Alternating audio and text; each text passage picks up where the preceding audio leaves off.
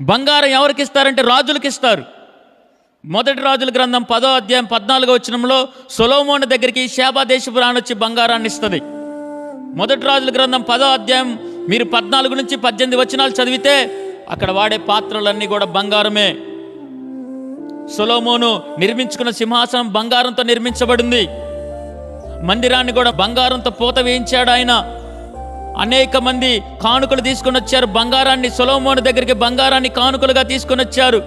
ఎందుకనంటే అటువంటి రాజు ఈ లోకంలో పుట్టలేదు, స్తోత్రం కలుగునుగాక.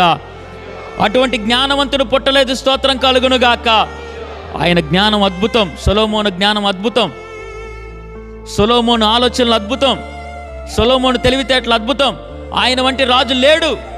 అందుకే ప్రపంచ దేశాలందరూ కూడా యుద్ధాలు చేయకుండా తీసుకొచ్చి ఆయన కాళ్ళ దగ్గర బంగారం పెట్టి, రాజా నీలాంటి రాజు లేడయ్యా, ఈ జ్ఞానం కలిగిన వాడు ఈ లోకంలో లేడయ్యా అని చెప్పి బంగారాన్ని రాజుల దగ్గర, రాజుల పాదాల దగ్గర పెట్టారు.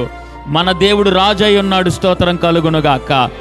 యేసుక్రీస్తు ప్రభువారు యూదులకు రాజుగా పుట్టాడు, దేవుడుగా పుట్టాడు. కాబట్టి ఆ జ్ఞానులు తీసుకొచ్చారు, బంగారాన్ని తీసుకొచ్చి సాగిలపడి పూజించారు.